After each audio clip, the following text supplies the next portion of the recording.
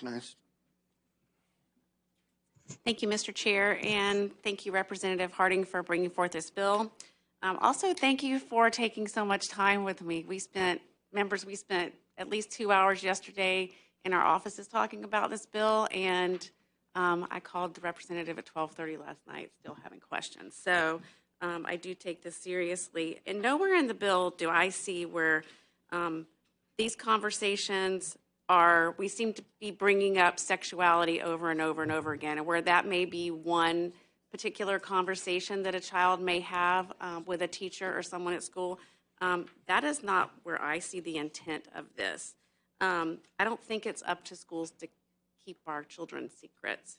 But my question is relating to this is when changes are made due to a conversation. So one example might be little Johnny was bullied or is being bullied at school. So I'm going to put him in another classroom or change his seat. Can you give some other examples that might be relevant for members? You're recognized. Thank you, Chair. Thank you, Representative, for the question and all your time, very thoughtful time on this bill. I think that you gave an example of bullying that I think is a very good example, whether the child is being bullied or being the bully. If a change is being made and that child is being separated or some other scenario, we could give hypotheticals there, and there's some change in how that student is being treated. That is the duty of the school to bring the parent and have their involvement then.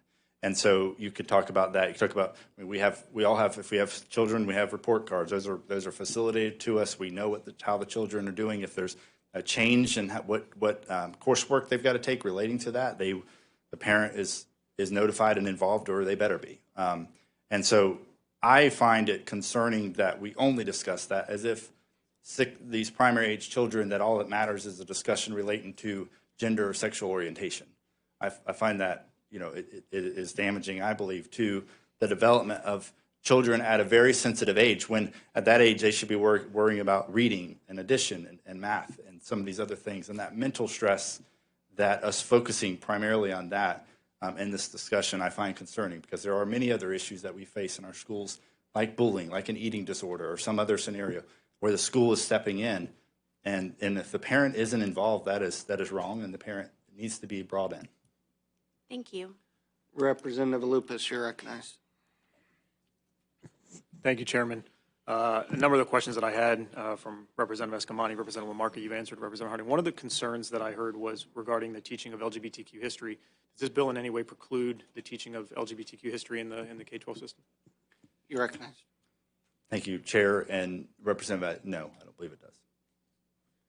Any other questions? Representative Escamani, you're recognized. Thank you so much, Chair. So I need some clarity. What does encouraging mean then? Because if I'm hosting a GSA club, then I'm encouraging a conversation on support for LGBTQ plus people, which can also yield to conversations about, I mean, again, generic conversations about the fact that it's okay for a woman to be attracted to a woman and vice versa. And so can you just describe to me what your intention is with the word encouraging?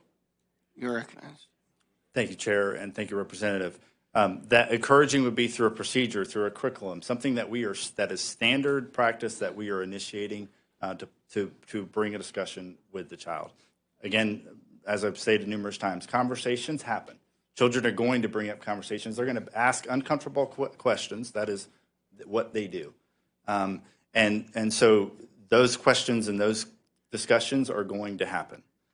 So this doesn't preclude discussion and conversation that's going to happen. We're talking about a school district initiating something through a standard procedure or policy that they're doing, whether it's a questionnaire or a piece of curriculum or something they're initiating to start the conversation.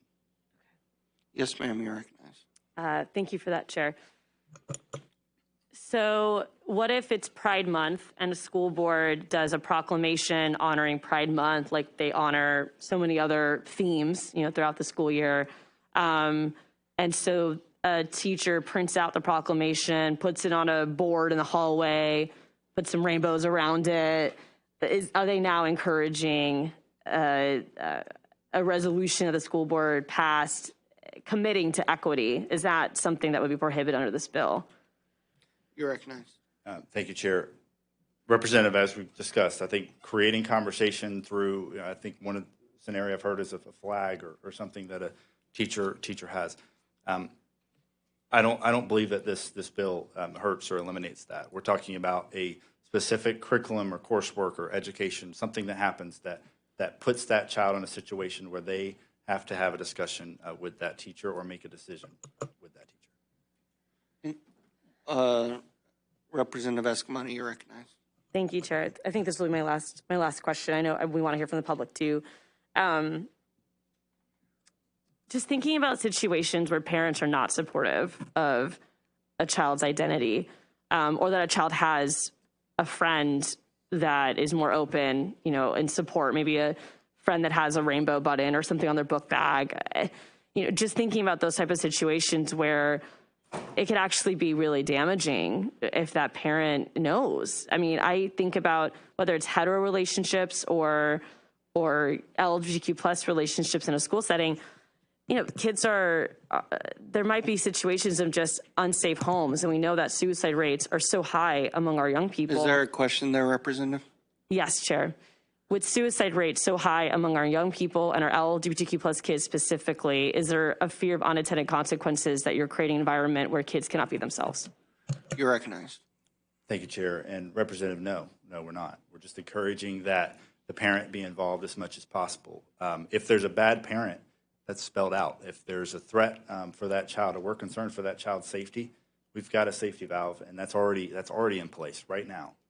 So no, this doesn't preclude or create the scenario I believe that you're mapping out. All right, seeing no more. Oh, Representative. Okay. Seeing no more questions, there is an amendment. Representative Harding, you're recognized to explain Amendment 875-175. Thank you, Chair. This is a technical amendment to clarify that the school district may adopt procedures that allow school personnel to withhold information from a parent about a student's health or well-being if they reasonably believe the disclosure would result in abuse, abandonment, or neglect of the student, and that is the amendment. Are there questions on the amendment? We will now move into public testimony. Is there any public testimony on the amendment? There is none. Is there debate on the amendment? There is none. Rep. Harding, you're recognized to close on your amendment. I'll waive close. Is there objections to the amendment?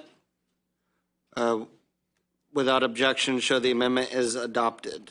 We're back on the bill as amended. Are there questions of the sponsor on the bill as amended? Seeing none, we're now into public testimony.